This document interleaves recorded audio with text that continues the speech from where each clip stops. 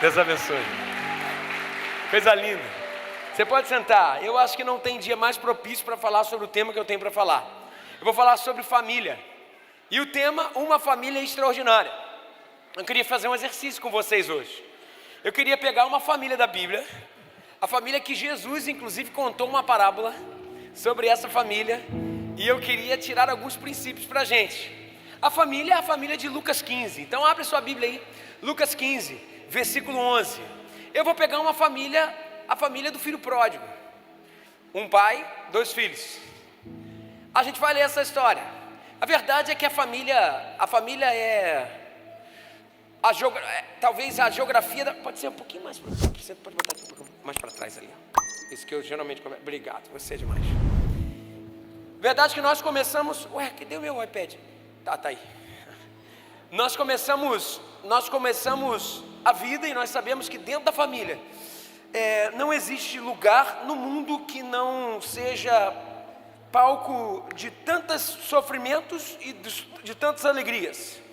Na nossa família nós somos palco de... Nós experimentamos as maiores alegrias que a gente pode ter e também da mesma forma os maiores sofrimentos. Essa é a verdade. E é exatamente nesse lugar que a gente vai começar a nossa história de hoje. Essa família, ela às vezes traz pra gente os maiores presentes que a gente pode ter, e às vezes ela traz os maiores lutos. Nesse palco de alegria e de tristeza, às vezes a gente se cobra um pouco, e tudo bem, não está errado de se cobrar. Mas quando eu olho para a história, eu vejo os grandes homens e mulheres de Deus e suas famílias, e vi que eles também tiveram tantos problemas, tantas coisas. A primeira família, por exemplo, da história, Adão e Eva. Adão e Eva, eles tiveram um desfecho familiar muito difícil. Seus dois irmãos, os seus dois filhos, um matou o outro. Você imagina o que são pais perderem filhos? Um fratricídio logo de cara, assim. Um dos grandes homens de Israel, Abraão, a família de Abraão, tinha muitos problemas. Abraão apressadamente contratou uma barriga de aluguel, porque sua esposa Sara não podia ter filho. E um dia Sara, sua esposa, diz para sua ama, que é Agar, que mãe do filho de Abraão, e o próprio filho de Abraão, Ismael, dizendo assim, por causa de ciúme, dizendo assim, Sara falou assim, ou eles ou eu, você escolhe, Abraão. Que difícil tarefa, dizer tchau para um filho, ou dizer tchau para uma esposa. Abraão ficou com sua esposa e lá viu o filho Ismael junto com a mãe do seu filho virar a esquina do deserto. Você imagina? Que tragédia. Filho de Abraão, Isaac. Isaac também passou pelas mesmas coisas. Ora por 20 anos por sua mulher, para que ela pudesse engravidar. E quando ela engravida, dentro do ventre da sua mulher tinham dois irmãos gêmeos, duas nações. Essas nações, Jacó e Esaú, por causa das suas irresoluções, brigam até hoje, lá no Oriente Médio. Você imagina que são duas nações brigarem até hoje, dois irmãos brigarem até hoje. Filho de Isaac, Jacó. Jacó também enfrentou grandes problemas. Você imagina 10 dos seus filhos querer matar um dos seus filhos. Então 10 filhos se viraram contra José. Não mataram, mas venderam como escravo. Jacó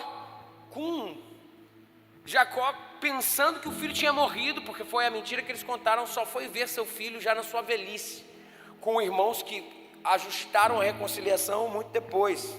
Aí você pensa, agora ajustou com José. Ajustou nada. José teve dois filhos, Manassés e Efraim. Um neto chamado Efraim também, de José. Ele teve dois filhos que vão se tornar ladrão. Você imagina, Efraim ter dois filhos ladrão? Esses ladrões, eles eram uma gangue, estudando a Bíblia, né, gente? Por isso que ler a Bíblia é legal pra caramba. Você imagina. Eles tinham uma gangue de assalto, de roubo de gado.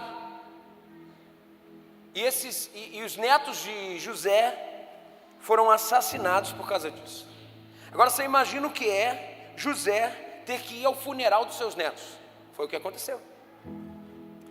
A tese a única tese que eu tenho para você aqui hoje que eu quero falar é que toda família tem problema. Toda família tem dificuldade. Toda família passa por momentos difíceis e momentos bons. Toda família tem luta, toda família tem dores. Eu não sei hoje, você fazendo a radiografia da sua família, sabe, como que ela está. Mas eu sei que nenhum de nós aqui teria coragem de se levantar e dizer assim, ó, minha família, lá está tudo certo, lá não tem defeito. Pessoal, quando se trata de família, todo mundo é nivelado por baixo. Todo mundo passa por dificuldade. Você sempre acha que a grama do outro é melhor. E daí fica tentando passar pano aqui em casa, mas tu fala assim, meu Deus, aqui parece a casa da grande família do Agostinho, lá do... Meu Deus do céu, Dona Nenê! Daí tu já sabe até quem é. No final das contas, gente, afinal de contas, todo mundo tem as suas dificuldades. E a oração de todo mundo, hoje aqui essa manhã, minha oração é que a gente saia daqui dizendo, Senhor, tenha misericórdia da minha família. Senhor, tenha misericórdia de mim como pai. Senhor, tenha misericórdia de mim como filho. Senhor, eu quero construir uma família que te agrade. Eu quero pegar o texto de Lucas capítulo 15, que é a história do filho pródigo. E a gente conhece, a maior parábola mais conhecida.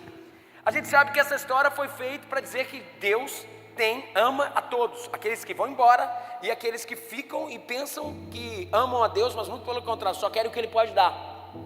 Não, o Pai, Deus é um Pai amoroso e Ele tem espaço para todo mundo dentro de casa. Mas eu quero não olhar por essa perspectiva, eu quero olhar como uma família, com as suas dificuldades, com as suas coisas boas, e tentar identificar em cada uma dessas personagens a aplicação para a nossa família, para vivermos o que eu chamei de família extraordinária. Vamos lá, Lucas capítulo 15, versículo 11, diz o seguinte: Jesus continuou: um homem tinha 2 filhos. O mais novo disse a seu pai, pai, eu quero a minha parte da herança. Assim, ele repartiu sua propriedade entre eles. Não muito tempo depois, o filho mais novo reuniu tudo que tinha e foi para uma região distante, e lá desperdiçou seus bens, vivendo irresponsavelmente.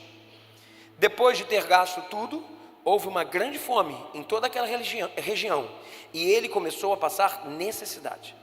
Por isso, foi empregar-se com um dos cidadãos daquela região, que o mandou para o seu campo, a fim de cuidar de porcos. Ele desejava encher o estômago com as vagens de alfarrobeira que os porcos comiam, mas ninguém lhe dava atenção. A história até aqui é um filho que mata o pai. Você para mim morreu, pai, me dá logo sua herança. Foi embora, gastou tudo, de forma dissoluta, irresponsavelmente, até que ele caiu em si. Versículo 17 diz o seguinte: caindo em si, ele disse, quantos empregados do meu pai têm comida de sobra, e eu aqui morrendo de fome? Eu me porei a caminho, e voltarei para o meu pai, e lhe direi, pai, pequei contra o céu, pequei contra ti, não sou mais digno de ser chamado teu filho, trata-me como um dos seus empregados. A seguir, levantou-se e foi para o seu pai. Estando ainda longe, seu pai o viu, já estava esperando, tinha expectativa, e cheio de compaixão, correu para o seu filho, o abraçou e o beijou. O filho lhe disse, pai, pequei contra o céu e contra ti, não sou mais digno de ser chamado teu filho. Mas sabe o que o pai respondeu? Nada. Ele não quis papo com o filho, ele olhou para os servos e disse, depressa, tragam a melhor roupa e vistam nele, coloquem um anel no seu dedo, calcem os seus pés, tragam um novilho gordo e matem-no. Vamos fazer uma festa, vamos comemorar, pois esse meu filho estava morto e voltou à vida, estava perdido e foi achado. E começaram a festejar. A história terminaria bem aqui, mas tinha um outro irmão, tinha ficado. A história do irmão é essa. Enquanto isso, no versículo 25, o filho mais velho estava no campo. Quando se aproximou da casa, ouviu a música e a dança. Então chamou um dos servos e perguntou-lhe o que estava acontecendo. Esse lhe respondeu, seu irmão voltou, e seu pai matou um novilho gordo, porque o recebeu de volta, são e salvo. O filho mais velho encheu-se de ira. Pô, era para ficar feliz, né, com o irmão, né? Voltou, a família reunida. Não, encheu-se de ira, não quis entrar na festa. Então seu pai saiu e insistiu com ele, mas ele respondeu ao seu pai, olha, todos esses anos tenho trabalhado como um escravo ao teu serviço e nunca desobedeci suas ordens. Mas tu nunca me deste nem um cabritinho sequer para eu festejar com os meus amigos. Mas quando volta para casa, esse seu filho, não era irmão dele não, era filho do pai, que esbanjou todos os teus bens com as prostitutas, matas um novilho gordo para ele, você faz um churrasco para ele, é isso mesmo, ele gasta o teu dinheiro, você ainda gasta mais dando um churrasco para ele. Versículo 31 termina a história dizendo assim: o pai disse: meu filho, você está sempre comigo, e tudo que eu tenho é seu. Mas nós tínhamos que comemorar e alegrar-nos, porque esse seu irmão estava morto e voltou à vida, estava perdido e foi achado. Até aqui, olhando para esse texto, eu queria desmiuçar essas três personagens, as três figuras. O pai, olhar a família sob a perspectiva do pai, olhar a família sob a perspectiva do filho mais novo, olhar a família sob a perspectiva do filho mais velho. Vamos começar com o pai? Em primeiro lugar, o que o pai nos ensina a respeito da constituição de uma família extraordinária? Número 1, o pai nos ensina que para construirmos uma família extraordinária, a gente precisa fazer a nossa parte e trabalhar muito. Fazer a nossa parte e, friso a palavra trabalho, trabalhar muito. Talvez uma das maiores armas para a construção de uma família saudável e extraordinária se chama trabalho. Eu vou tentar fazer uma metáfora para dizer isso aqui, depois eu conecto com o texto. Gente, meu filho Theo, ele gosta muito de Lego. Quantos aqui gostam de Lego? É mesmo? As crianças também, os adolescentes. E a Helena também gosta de Lego, então. Tá aqui, ó.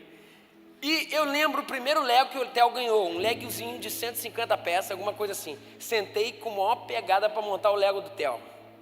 Eu e o Theo olhando, as peças são difíceis, vocês já montaram aquilo? Esse negócio é difícil pra caramba. Daí fui lá montando, demoramos um dia inteiro para montar 150 peças. No final do dia eu me senti orgulhoso de mim.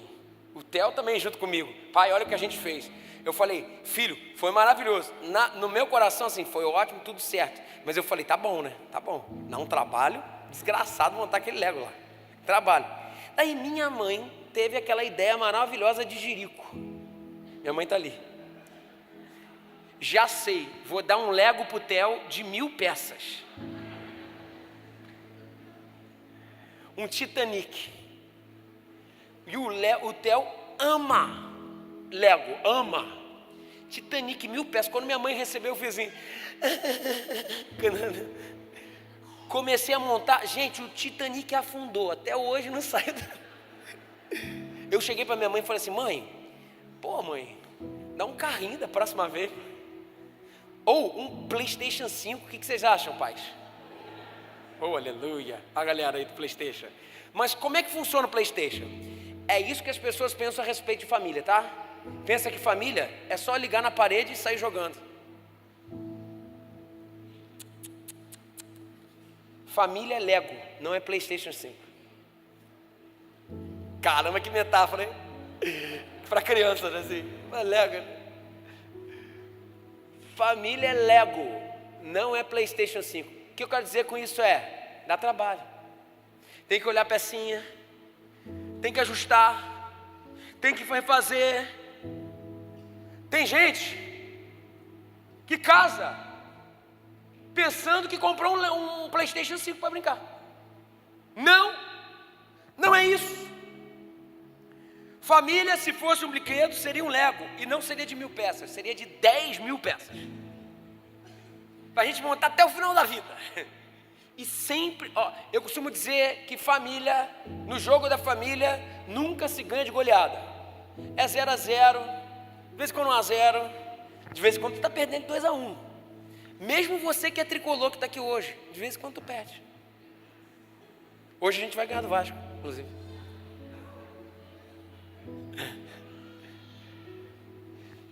No jogo da família, nunca se ganha de goleada. Se fôssemos representar uma igreja, uma família saudável, com objetos, seria basicamente, ou com roupa, seria uma bota, um capacete, com uma roupa como é que se diz? De construir, Se a gente fosse apresentar a família como um lugar específico, seria um canteiro de obras. Por quê? Porque dá trabalho. Presta atenção no que eu vou falar aqui, esse é o ponto inicial. Um lar não se vive, um lar se constrói.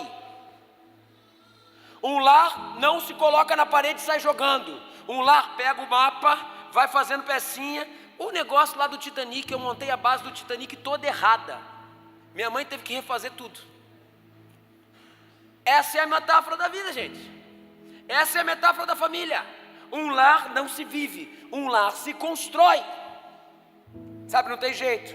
E é isso que esse pai nos ensina através dessa metáfora, dessa parábola. Esse pai podia ser acusado de qualquer coisa, mas uma coisa que ele não podia ser acusado é de ser alguém passivo, de ser alguém descansado. Não, ele deu carinho, ele deu amor, ele esperou o filho voltar, ele deu provisão para o filho ir, respeitou a autonomia do filho, porque tem hora que tem que deixar ir. Ele dividiu a herança, coisa que ele não podia nem fazer, que era fruto da graça, porque era só para quando ele fosse morto. Ele fez, ele trabalhou, sabe? A gente tem que entender um negócio, que um lar não se vive, um lar se constrói. Um lar não é PlayStation, o lar é Lego. Tem que trabalhar. Que tipos de trabalho a gente precisa ter? Esse pai nos ensina alguma coisa. Em primeiro lugar, trabalhe. Talvez esse aqui é um dos grandes pontos. Eu estou falando isso aqui, Helena, minha filha. Eu estou falando isso aqui. É o Lego. Eu estou falando isso aqui como reflexo dos gabinetes que eu tenho tido. Gente, 80% dos meus gabinetes são família. E eu percebi algumas coisas que são evidentes, que não são claras, mas é para alguns que estão começando ou que não trabalharam, mas são muito evidentes. É o mesmo padrão que se repete. Primeiro trabalho que tem que ser feito, gente, trabalhe para revisitar e redimir, que foi o que o pai fez, a sua história e não ser fruto dos erros dos seus pais. O que eu quero dizer é o seguinte, gente, quando nós vamos formar uma família, quando nós vamos fazer um lar, o nosso passado é importante e nos constitui, mas ele sim precisa ser ressignificado para a gente não replicar o que o nosso pai fez, que a nossa mãe fez. Tem coisas que você odeia no seu pai, não tem? Tem coisas que você odeia na sua mãe, não tem? Tem. E você fala assim, eu não vou fazer. Daqui a pouco tu olha e fala assim, estou igualzinho minha mãe, estou igualzinho meu pai. E a gente luta, sabe por quê, gente? Nós não fazemos o que nós sabemos, nós fazemos o que nós vivemos. Ressignificar vivência é imprescindível para construir família. Agora preste atenção, como se ressignifica a vivência? Não espere sentir para fazer, faça para sentir. Porque a sua vivência já é errada. Então eu ressignifico vivência antes, para depois ressignificar ontologia, o que eu sinto. Eu estou falando especificamente sobre um tema da psicologia chamado paternidade. Quando as nossas figuras de liderança não são bem resolvidas, elas nos mutilaram onde elas tinham que nos amar, elas nos mutilaram onde elas tinham que nos proteger. Isso, de uma certa forma, formam filhos não maduros e filhos órfãos em si, de uma liderança que tinha que proteger, potencializar e impulsionar, potencializar e enviar. O que acontece? Porque fomos mutilados naquilo que poderia ter nos constituído, nós replicamos um padrão de paternidade para os nossos filhos doentes e para a nossa família doente. Estou falando sobre paternidade. Cientificamente é comprovado que a relação ou má ou boa que nós tivemos com os nossos pais, que nós tivemos com as nossas figuras de autoridade que nos formaram, pai, mãe, padrasto, madrasta, se você foi adotado pelo seu pai adotivo, sua mãe adotiva, pode ser projetada na nossa postura como cônjuge, para uma família que nós formaremos. Qual é a consequência? Nós nos tornamos a afirmação do nosso lar original, seja ela nociva ou não, ou a antítese dele. Tanto uma quanto a outra são excessos, não são equilibrados. Eu vou tentar exemplificar isso melhor com a metáfora do cachorro. Um cachorro vira-lata de rua. Um cachorro de rua que nunca teve uma família, vamos dizer, foi criado. Se você chegar no cachorro de rua e você chegar para ele, fizer um carinho nele e tudo mais, ele pode ter 3 tipos de ações. A primeira ação, ele pode simplesmente receber aquele carinho, se apegar naquilo como fosse a última coisa da vida dele. E daí você vai embora, você deu a comidinha para ele e você vai embora. O que ele faz? Ele vai junto com você. O primeiro perfil de orfandade que nós temos é a carência. Veja, o carente não adianta. Tudo que a gente for fazer para um órfão que tem esse perfil de orfandade de carência, tudo que nós fizermos não vai ser suficiente para aplacar a carência dele, porque a carência dele não é contigo, a carência dele é com os pais, com quem os formou. Então, quando um órfão que é carente se casa, o que acontece a partir dali é que aquela orfandade nunca vai ser contemplada, a carência dele nunca vai ser aplacada. Sabe por quê? Porque ela projeta no marido, por exemplo, se for uma mulher, no marido a figura de um pai. E o marido tem que ser marido, não pode ser pai. Se o marido for pai, acabou, não é mais marido. Aí, estraga tudo. Pode olhar para a relação íntima, tudo estraga a partir daí. E o pior, nunca você vai ser suficiente. A carência é um dos primeiros traços que a gente tem. O segundo traço é que se você for pegar um cachorrinho lá e você for tentar fazer um carinho nele, esse cachorrinho de rua, muitos não vão deixar você fazer carinho. O segundo perfil é o perfil de medo.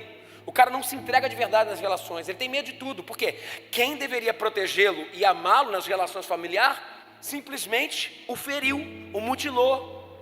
O terceiro perfil, se a gente for pegar no cachorrinho, por exemplo, você vai tentar fazer carinho nele e ele vai começar a latir para você e vai querer te atacar. Sabe por quê? Esse foi o gatilho que ele teve de proteção. Por quê? Porque se quem o machucou, quer dizer, quem deveria protegê-lo, o machucou ou não fez, qualquer um que tentando demonstrar carinho para mim, isso aí vai fazer a mesma coisa. Então o que ele faz? Ele ataca, ele ataca, ele ataca. Esses são os 3 perfis de orfandade: carência, medo e ataque. Por que eu estou falando isso? Porque isso tudo da relação da família originária, pai, mãe seu, passa para essa nova família. E aqui que reside um problema. Por exemplo, gente que tem medo são cônjuges que não se permitem se entregar, se a carência for essa. Então, o amor da relação do casal, da família e tal, nunca é bom, sempre é pela metade. A intimidade, pela metade. Tudo pela metade. Se o perfil da orfandade não for medo, mas for ataque, meu irmão, não tem o que você fica com medo em casa. Por exemplo, se você é casado com um órfão de ataque, por exemplo, você fica com medo em casa de falar. Se você falar alguma coisa que o outro não concordar, meu irmão, já acabou que você se envlá, pô. Não cutuca ninguém do lado agora. Tudo é motivo de...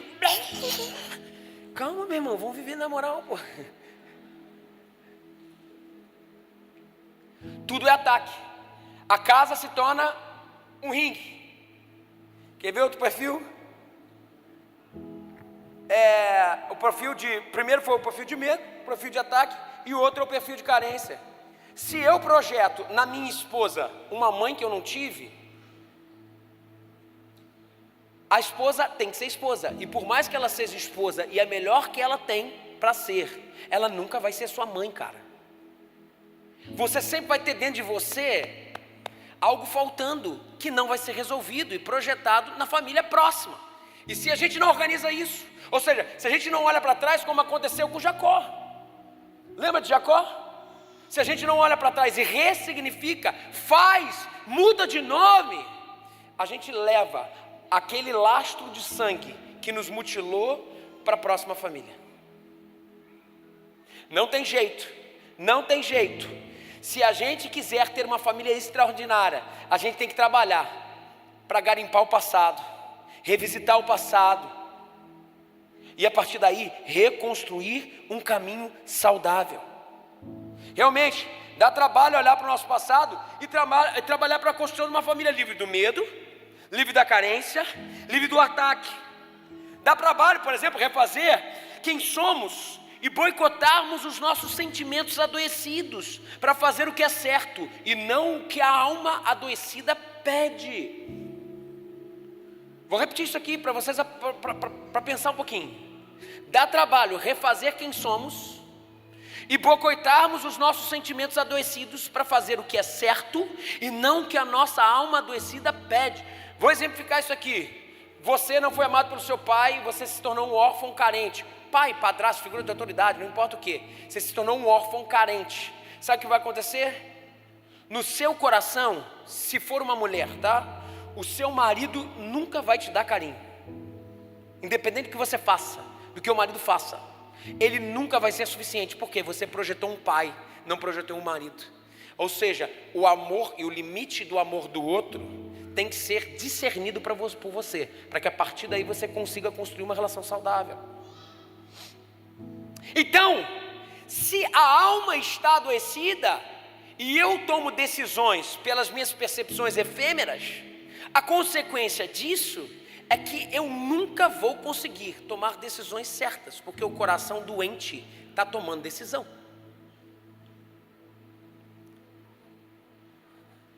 Como refazer isso aí? Em primeiro lugar, o que a gente precisa fazer é, no nome de Jesus, procure um terapeuta. Pode parecer simples, mas é isso. Procure um psicólogo. Você precisa voltar no teu passado. Não estou falando de regressão, não estou falando nada disso. Você precisa voltar, entender, caramba, tem isso aqui. Em segundo lugar, discirna pela consciência e não pela emoção. Porque o seu coração está adoecido, é o órfão tomando conta. Discirna pela consciência. Discirna não pelo que sente, mas pelo que você tem que fazer, porque adultos fazem o que tem que ser feito. Então eu vou discernir, o meu coração está falando que ele não está me dando atenção, mas a minha consciência fala que existe algo de um pai que não me deu atenção aqui, e eu estou tentando projetar isso no meu marido. Então calma, passo atrás, espera um pouquinho mais, constrói um pouquinho mais. Sabe? É isso. Nós sentimos errados porque sentimos como órfãos. Então não decida pelo que você sente. Os seus sentidos estão te traindo. Um dos maiores problemas no casamento é pensar que A, que é um ser humano, mais B, que é outro ser humano, quando casam se tornam igual a AB. Pô, agora você fala assim, eu vim para a igreja para escutar de Deus e está falando de matemática. Isso está errado. A mais B não tem que ser igual a AB. AB é resultado das irresoluções. AB é resultado do passado. E a gente pensa que a gente carregando o AB, que é são as duas famílias originárias, para o novo casamento, sem ressignificá-las, a gente pensa que a gente vai conseguir conviver. Não! Isso é jogar PlayStation e ligar na tomada e sair jogando. Casamento é montar Lego. Lego. No casamento, A vem de um canto, B vem do outro, e num triângulo se torna um C. Eu não sou o mesmo de 16 anos atrás. 16 quando eu casei, vou fazer 17 agora. Quantos aqui tem mais de 10 anos de casado? Tem bastante gente até. Eu não sou nada a ver com o que eu era no último casamento. No último casamento. Antes do casamento. Nada a ver. Por quê? Porque você era... Deixa eu explicar um negócio para você. Para que serve o namoro? Namoro serve para você ter noção do tamanho do rombo e do trabalho que você vai ter. É ou não é, gente? De verdade, eu estou brincando. Eu não estou. Porque não tem jeito. Gente, não tem jeito. Tem coisa que o namoro não dá. Casamento é outra brincadeira, meu irmão. Tu foi pro play no casamento, entendeu? Tu estava no PlayStation, agora tu foi pro Lego, meu parceiro. Namoro é, caramba, fulano, pô, cara, difícil aqui, hein? Mas, pô, tem a família que é bacana aqui, pô, ama o Senhor, que legal, não sei o quê. Vou encarar essa briga. É isso. Namoro é isso. Quando nós vamos para o casamento, pensando que a gente não tem que ressignificar quem nós somos, e partimos aqui e construímos uma vida a partir de quem nós somos, sem ressignificá-la, nós quebramos o nosso casamento. Você quebra o seu casamento, eu quebro o meu casamento. Por exemplo, 16 anos eu não era nada disso que eu sou hoje. A Priscila, menos ainda. É que ela não está aqui. No casamento, A mais B igual a C. No casamento não pode ser A mais B igual a B. E só se consegue isso com trabalho. Saia daqui com essa metáfora. Casamento é montar Lego, não é jogar PlayStation. Só se consegue isso com trabalho.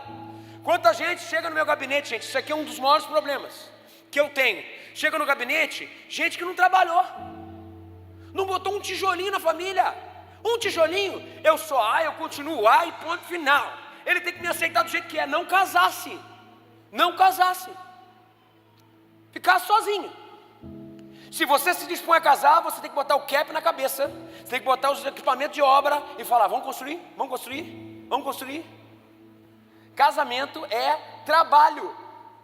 A gente precisa voltar, revisitar nosso passado. A gente precisa ressignificar o passado. A gente precisa discernir o que eu sinto que não é bom e agir pelo que tem que ser feito, não pelo que se sente. E a partir daí, se sente porque se faz. Como consequência, eu não sinto para fazer, eu faço para sentir. Dá trabalho.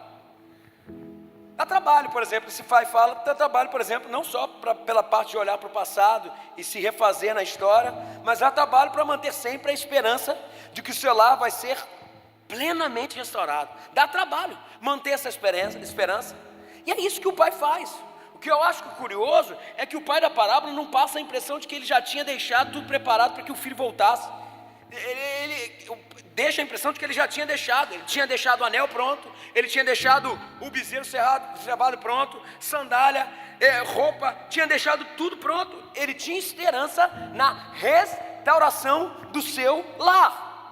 Da mesma forma nós aprendemos, nós precisamos manter a esperança viva, a esperança de que o nosso lar vai ser restaurado, de que a bênção de Deus vai fluir dentro da nossa casa.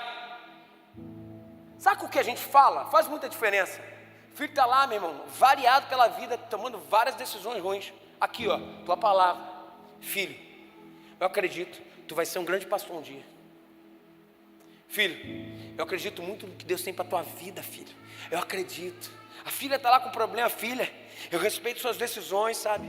Mas eu sei que a semente do evangelho que eu plantei no teu coração, ela não vai voltar vazia, não. Sabe, o evangelho não vai voltar vazia. Sabe, o que Deus plantou, ninguém vai arrancar. Filho, sabe, eu te amo tanto, independente das suas decisões. Já está aqui, ó, um bezerro cevado, preparado para a sua volta. Nós vamos fazer um churrasco. Fala, profetiza, coloca dentro do seu lar um ambiente em que Cristo possa fazer. E eu chamo isso de dimensão psicológica da fé.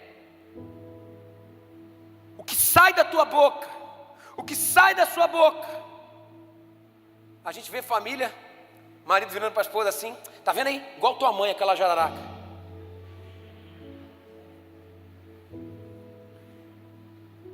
Daí a mulher falando para o marido assim, teu pai era aquele beberrão que só gostava de futebol, não sei o quê. Aí tu tá indo pelo mesmo caminho. Esquece. A gente vê, família luta, gente. É palco das nossas alegrias, das nossas maiores dores. Então a gente precisa apresentar a vida e ao próprio Senhor o que tem de melhor. Nós profetizaremos, Ele vai voltar. Nós profetizaremos, o anel está preparado. Nós profetizaremos, o que Ele fez não define a graça de Deus que está sobre Ele. Ele vai voltar com honra. Sabe? Abra sua boca. Trabalhe emocionalmente, espiritualmente, revisitando o passado. Trabalhe com palavras que dignificam e profetizam um caminho que Deus vai dar para a sua família. Mas trabalhe também para construir um ambiente marcado pela graça. O que é um ambiente marcado pela graça? É um ambiente de felicidade, de alegria. Talvez a maior marca de uma família saudável. Família saudável não é aquela que não tem problema, mas é uma família que tem graça. Graça é não desistir daqueles que desistem de você. Graça a dar amor a quem feriu. Graça a dar segunda chance para aqueles que vieram e pediram perdão. Graça é abrir sempre a porta para a alegria. Todo mundo precisa de graça. E quando falta graça? O filho mais velho ensina para a gente, quando falta graça, por exemplo, coisas valem mais do que pessoas. Você lembra? O filho mais novo voltou, o filho mais velho falou assim, você está de brincadeira. Eu nunca tive um cabritinho. Eu nunca fiz um churrasco com a minha rapaziada. esse moleque chega, gastou tudo que era seu e agora você ainda dá o que é seu de novo para ele para comemorar. Dinheiro versus relação versus restauração. Voltei para a palavra do dízimo. Coisa com causa, coisa com causa. Sabe, um dos maiores problemas dentro da família que vai bem é quando o patriarca e a matriarca morrem. E quando eles morrem, a gente tem que resolver o quê? Herança. Famílias terminam por causa de dinheiro, gente. Não dá para sentar e conversar. Vou falar um negócio, se são dois irmãos, deixa a esposa de um no canto, a esposa do outro no canto. Não envolve a mulherada não. Os irmãos, dois irmãos, tentem chegar no consenso, tentem chegar num lugar. Família sendo destruída por causa de grana, gente. Pelo amor de Deus, a gente está trocando coisa por causa, causa por coisa. A gente está trocando felicidade porque é efêmero. A família perde a graça quando o dinheiro é mais importante que pessoas. O filho mais velho tentou fazer isso. Quando que a família perde?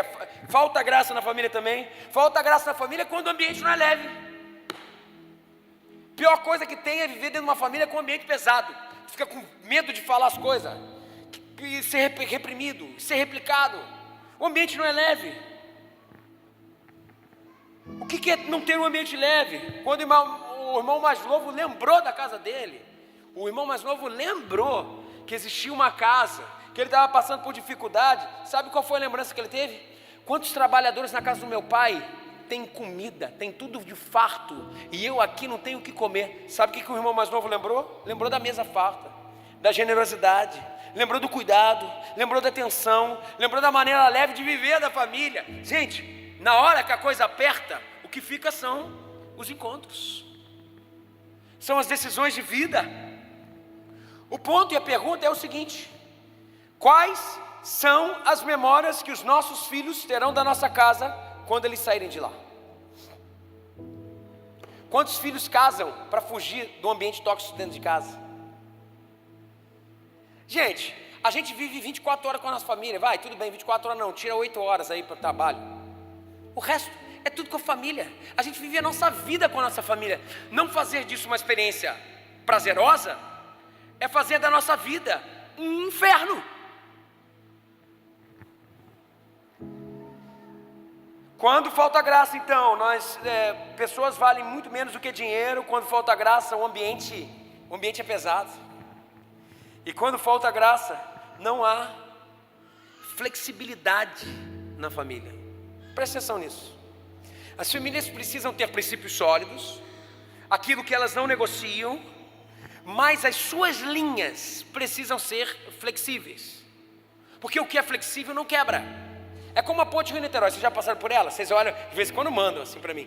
Olha o tamanho do problema, da falha na ponte Rio-Niterói. Daí tem uma fresta bem grande assim, ó. Não sei se vocês já viram isso. Sabe por que isso acontece? Por causa da expansão com o calor. E ela precisa dessa flexibilidade de mexer para um canto para o outro, porque se não tivesse, ela quebraria. É a mesma coisa com a família. O que é flexível não quebra. Gente muito rígida, gente muito inflexível quebra. E o pior, ainda dizendo assim: esse povo tudo Nutella. Presta atenção, existe um limite entre ser Nutella e ser flexível. Que também tem uma galera Nutella hoje aí, eu concordo. Bom mesmo era no meu pai. Meu pai virava para minha mãe e falava assim: mulher, bote o prato de comida, mulher. Vamos para o quarto, mulher. Isso que era família. Ali tinha tudo na rede. O filho tinha medo do pai. Peraí, isso não sustenta. No final da vida tu vai terminar sozinho, cara. Família requer consciência dos limites que nós não podemos ultrapassar e consciência de que o que é flexível, a gente tem que negociar. E tem que negociar. Nós precisamos negociar o negociável e não negociar o inegociável.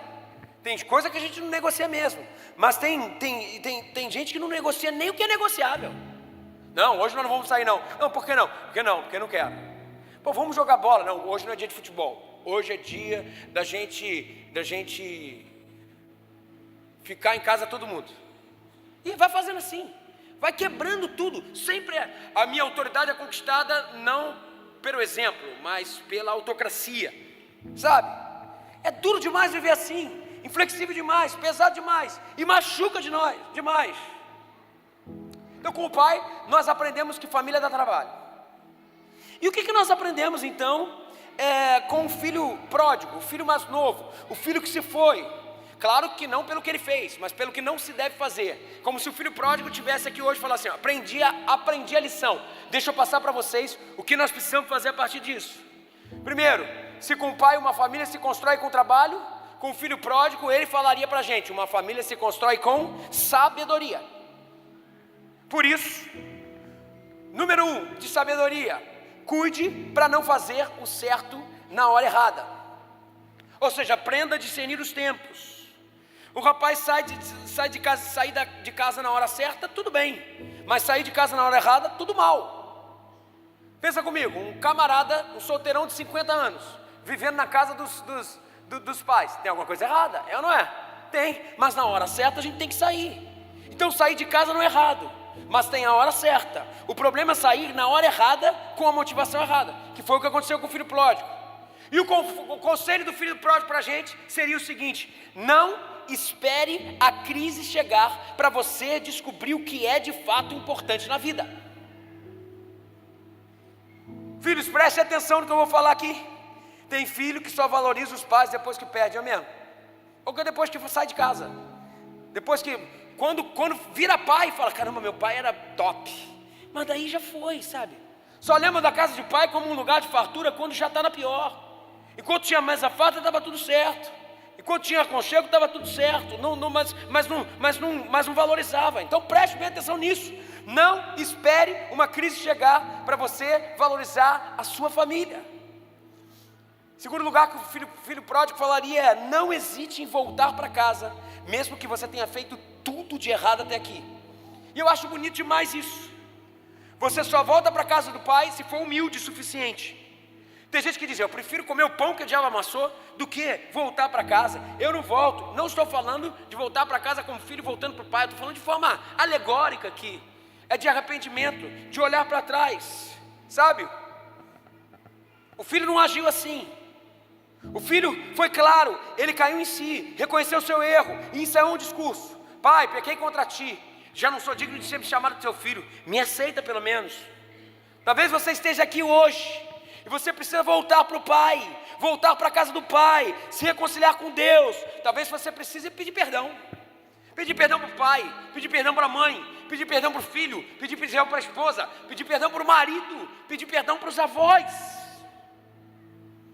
Voltar para casa significa: eu quero trilhar um caminho de perdão. Quantos aqui sabem a diferença entre perdão e desculpa? Alguém sabe? Eu vou contar para vocês. Faz de conta que a gente marcou um compromisso, eu e você, aqui na igreja, às 5 horas da tarde. E eu chegasse aqui 5h15, atrasado. Mas eu cheguei 5h15 atrasado, porque eu saí 15 para as 5 de casa. Era um percurso fácil de fazer. E eu peguei um engarrafamento que me fez chegar aqui só às 5h15. Eu vou chegar aqui para vocês e vou falar assim: me desculpa, tire a culpa de mim, porque essa culpa não é minha. Essa culpa é do trânsito. Desculpa, a culpa não é minha. Perdão seria o seguinte: 5 horas da tarde, Fluminense e Vasco. Fluminense e Vasco. Eu falei: pô, só vou ver os 15 minutinhos. Daí que o Fluminense faz gol dos 15 minutinhos. Chego aqui 5h40. Desculpa não, a culpa é toda minha. Eu tenho que pedir perdão, porque perdão é perder. Você pode perder para a gente continuar indo junto, porque você merece me punir. Mas você pode perder, perdão é o aumentativo de perda. Sabe qual é o problema dentro do casamento? Tem gente que quer tratar perdão como desculpa. A pior coisa no casamento é: tá bom, eu até errei aquele negócio ali, mas e você que fez isso? O cara já quebrou, pô. Já deu ruim. Bota a tua viola no saco, pô. Qual o problema? Me perdoa. Você pode perder para a gente continuar convivendo? Aquele que foi embora, no nome de Jesus, aceite sem mais. Foi embora com uma alegoria de errou, pisou na bola. No nome de Jesus, menos desculpa e mais perdão. Mais quebrantamento, baixa a guarda. Já estou terminando, mais 10 minutos, prometo. Se com o pai nós aprendemos sobre trabalho, e com o filho pródigo nós aprendemos sobre sabedoria, com o filho mais velho, pelo que não se deve fazer também, nós aprendemos que só se constrói uma família num ambiente de segundas chances, uma família num ambiente de graça. Por isso, em primeiro lugar, não permita que a festa do outro azede o seu coração. É o que aconteceu com o filho mais velho. Lembra o que aconteceu? O filho pródigo chegou todo errado e o pai recebeu com graça, com segundas chances. Mas o filho não entrou na festa, o filho mais velho. O que eu quero falar sobre isso é, vem cá, eu não mereço um cabrito e ele merece, eu nunca tive. Sabe o que o filho mais velho está fazendo? O meu irmão é um competidor para mim. Eu estou competindo dentro de casa. O que eu vejo de marido que compete com a esposa não está no gibi, gente. E o casamento vai estragando. Aonde era para ser amado, para ser uma cooperação, que existe a competição. Isso acontece geralmente quando a esposa ganha financeiramente mais que o marido. Então o marido se sente com o ego ferido. Meu irmão, se ganha, qual é o problema? Ganhou, está tudo certo. Está tudo certo, ganhou, não tem problema. Eu lembro quando eu casei e fui para a lua de mel. Eu trabalhava com música. E eu cheguei lá na lua de mel, a gente tinha ganhado a lua de mel. Minha esposa trabalhava, ela é enfermeira mesmo. Pode subir. Ela é enfermeira.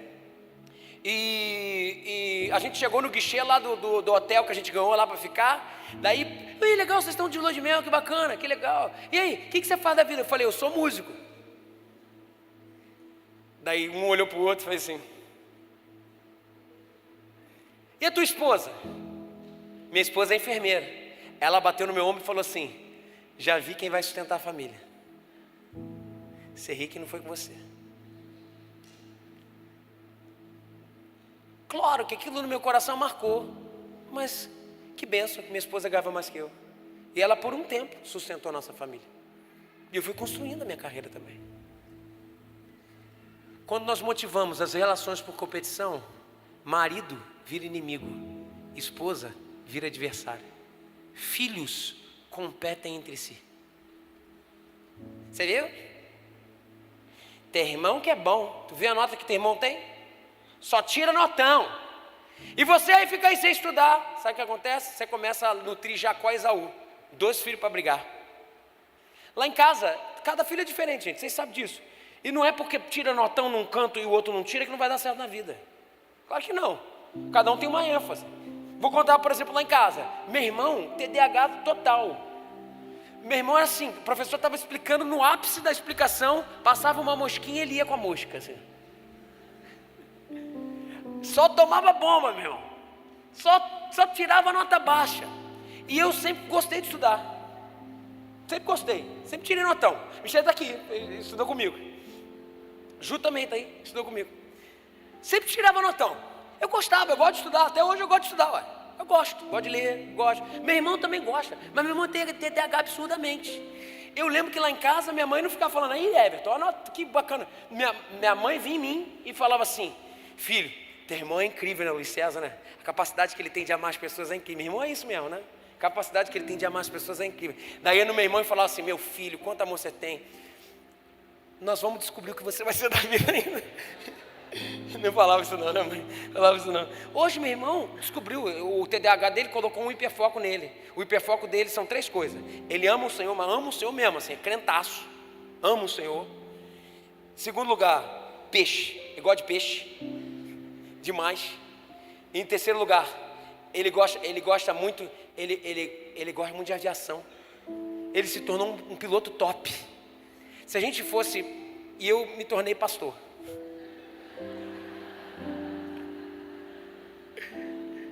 E tudo bem, tá tranquilo, pô, tá tudo certo. E hoje minha mãe, eu me alegro, meu irmão bota as fotos lá dele voando. Eu conheço o coração do meu irmão tem 0 de vaidade. Zero de vaidade. E eu me alegro com a alegria dele. E ele é o meu melhor amigo. E ele se alegra comigo. Ontem a gente estava conversando, inclusive com os amigos. E meu irmão estava lá desesperado, porque ele estava lá, sei lá onde ele está. Está lá voando, lá num lugar assim, extremamente legal. Mas ele ficava ligando toda hora. E aí, como é que está aí? Pô, queria estar lá. Porque uma família não se constrói de competição, se constrói de cooperação, se constrói de amor.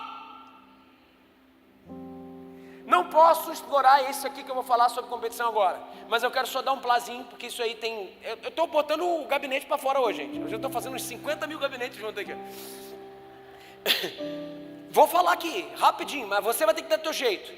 Tem uma frustração que eu tenho em casamento, pastoreando casais. É quando eu encontro um casal em que um deles é narcisista. Cara, isso é muito difícil. O narcisista precisa pisar no outro para ele identificar sua identidade. É horrível isso. Tem duas coisas que eu peço para vocês. Hoje, infelizmente, junto comigo, eu nunca consegui ver, eu tenho pouco tempo de ministério, um casal de narcisista, que alguém é narcisista, dá certo, crescer. Não consegui. Mas eu sei do poder do evangelho, e é possível. Daí deixa eu falar, se você casou com um narcisista ou você é narcisista, duas coisas você precisa. Você precisa de laudo a respeito disso. Hoje os psicólogos vão me amar aqui, né? Olha só, estou conseguindo cliente para todo mundo. Só tem doidinho aqui, gente, só tem doidinho. Brincadeira. Deixa eu falar. Primeiro, você precisa de laudo, você precisa se ver. Cara, tem alguma coisa errada, eu sinto errado. Eu estou sempre machucando o outro para eu ter alguma coisa. Você precisa de laudo disso. Segundo lugar, você precisa de tratamento para isso. Então, rapaz, aqui ó, é tratamento mesmo. Se tiver que tomar remédio para alguma coisa, vai tomar remédio, qual é o problema? Em terceiro lugar, você precisa quebrantar o teu ego diariamente aos pés da cruz. Ajoelha e vai firme. Ajoelha e vai. Um ambiente de competição sempre é um ambiente extremamente perigoso. Então, entenda o negócio. Não exerça vingança, pratique misericórdia. Entenda isso, não exerça vingança, pratique misericórdia. Sabe? O pai falou para o irmão mais velho: é o teu irmão, cara. Ele não é o meu filho, é o teu irmão, vai celebrar. E o filho mais velho, num dia que você parar de receber a graça e de viver pela graça, acabou. É o que o pai falou para ele. Quanta gente aqui prefere a justiça do que a misericórdia, e por causa disso está acabando com as famílias. Com o filho mais velho eu também aprendo: para de agir como escravo, seja filho. O que eu acho curioso é que o filho mais velho diz no versículo 29: pô, há tanto tempo eu sirvo ao Senhor como escravo, pai. E o pai responde: você não está entendendo que tudo que eu tenho, tudo que é meu é seu? Você não está entendendo isso, meu filho. Quando nós na nossa relação familiar não desfrutamos da nossa casa e nem dos nossos afetos. Eu conheço muitos filhos que dizem assim: pastor, eu nunca recebi um abraço do meu pai, eu nunca recebi um abraço da minha mãe. Quantos filhos? E da mesma forma eu conheço pais que falam: pastor, eu nunca recebi abraço de pai, eu nunca recebi abraço de filho, eu nunca recebi abraço de filho. Então sabe o que precisa? Sabe o que precisa agora? Precisa entender que dentro de casa é filho e é pai. Tem que refazer a partir da história, inclusive para voltar a gerar o que de fato é casa. Casa é lar, lar é afeto. Sabe o que falta para muito pai aqui? Pegar filho galalau de 30 anos já, botar no colinho e fazer assim, ó. É isso que falta. Se tu não faz um ambiente de casa leve, cara, tu vai fazer aonde? Como é que tu consegue viver assim? Sabe o que falta para um monte de pai aqui, de mãe? Botar a filha, que já é vó. A filha já é mãe, ela é vó. Botar a filha e falar assim: sabe o que falta? Você, marido, tem uma vozinha com a tua esposa diferente? Eu tenho a minha com a minha esposa. Não vou fazer para vocês aqui. Eu sei que vocês queriam que eu fizesse. Eu não vou fazer. Não vou fazer. É meio mineira. É meio mineira. Sabe como é que é o nome disso? É leveza, gente. Gente, vamos viver. Vida é vida, pô. Então vamos viver, pô. Cara, não dá, gente. Cara, a gente vem pro casamento trazendo um monte de mala. Um monte de coisa que não faz sentido, gente. Não faz sentido. Está na hora da gente voltar a usufruir da nossa casa. E aprender a desfrutar de verdade, a companhia de quem nós escolhemos para estar do nosso lado pro resto da vida. Porque casamento é para sempre. Eu vou terminar.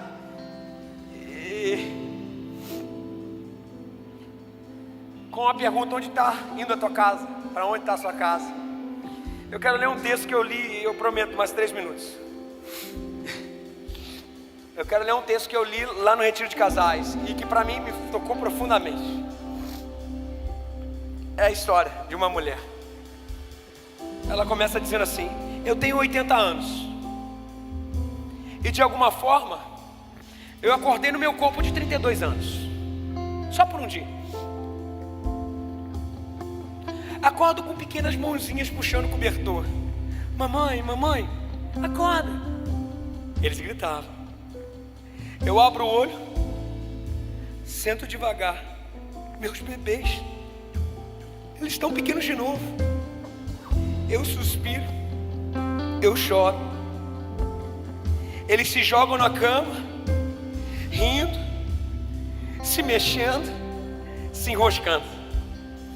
Eu costumava correr pelas manhãs, mas hoje não, hoje eu não corro. Eu os puxo para perto, aperto forte na cama. Beijo seus cabelos bagunçados, seguro aquelas mãozinhas tão pequenas. Dessa vez, eu saboreio cada segundo. No espelho do banheiro vejo meu reflexo, sem rugas, sem cabelo branco, meu rosto jovem de novo. Sabe, eu costumava achar que parecia velho aos 41 anos. Eu pensava de forma boba. Que pensamento bobo. E eu fico ali olhando e penso: você é tão bonita. Aí eu encontro meu marido na cozinha, fazendo café. Ele parece forte, jovem. Abraço-o com toda a minha força. Ele fica surpreso. Talvez nós não nos abraçássemos o suficiente naquela época. Mas eu penso assim: nós conversamos sobre o dia, nada grandioso, rotina.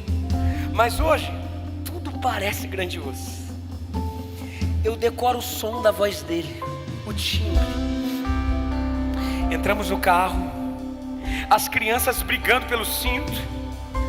Alguém derruba um lanche no chão, migalhas por toda parte. Eu costumava me irritar. Hoje, eu me deixo envolver por esse barulho. Eu me deixo envolver pelo caos. Eu sei que por muitos anos meu carro estará silencioso e impecável, mas eu vou sentir falta dessa bagunça. O jantar é barulhento, desorganizado. Ninguém quer ficar sentado. Grito, risada, pequenas brigas e tanta vida. Eu não limpo a mesa imediatamente, apenas observo, tentando gravar tudo na memória. Antes de dormir, eu pego o telefone, ligo para minha mãe.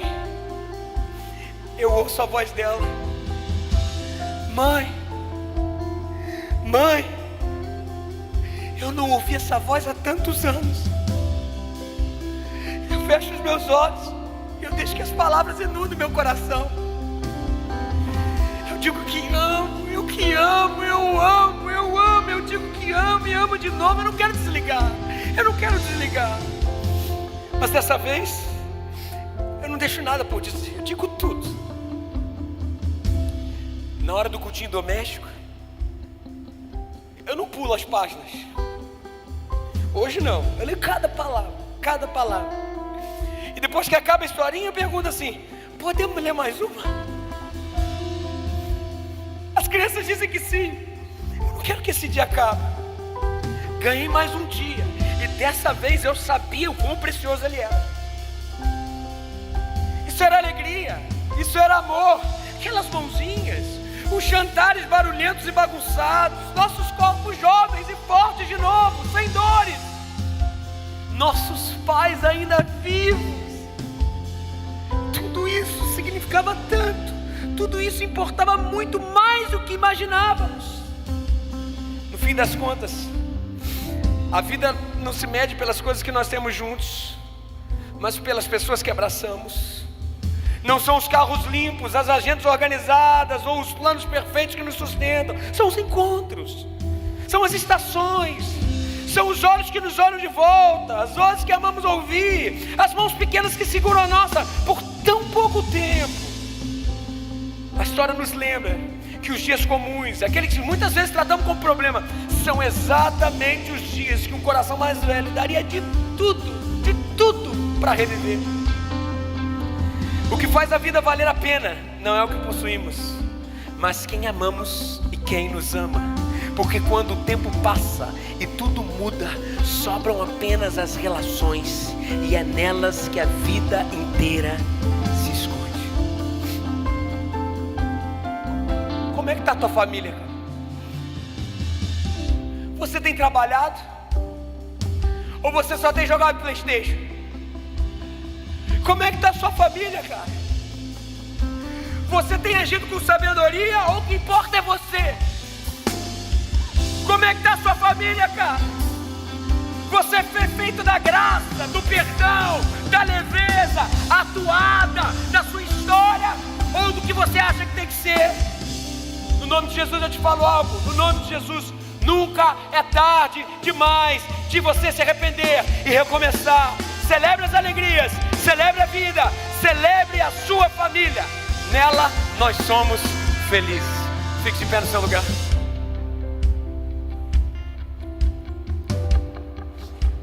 Pena que o tempo acabou. No nome de Jesus, que hoje seja um dia marcante para a história da sua família. Não adianta sair daqui chorando. O que você vai conversar com o teu marido quando você sair daqui? O que você vai conversar com o seu filho quando você sair daqui?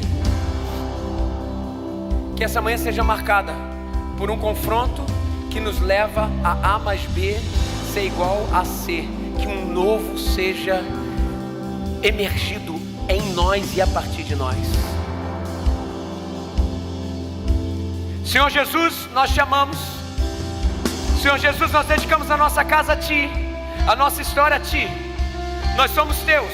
Quebra todo espírito de morte, de dissolução. Quebra, Senhor, tudo aquilo que não provém de Ti. Nos dê braços fortes, Senhor. Braços fortes, Senhor, para que a gente possa viver o Teu Evangelho, Senhor. E o Seu Evangelho expresso em nós, na nossa casa, o nosso primeiro ministério. Cuida da gente, Senhor. Ajuda-nos, Senhor, em ir em direção àqueles que precisamos pedir perdão, para aqueles que precisamos confrontar em amor. Cuida da gente, Senhor. Ajuda, Senhor, a valorizarmos a causa mais do que a coisa. Que o dinheiro fique em segundo plano, que o ter fique em segundo plano. Ajuda-nos, Senhor, a termos uma história linda, escrita pelas Suas mãos, e que a gente carregue os molhos da Tua vitória. Uma família que Te ama e uma família que se ama. E assim nós oramos, no nome de Jesus. Amém. Que o Senhor nos abençoe e nos guarde. Que o Senhor faça resplandecer o Seu rosto sobre nós e tenha misericórdia de nós.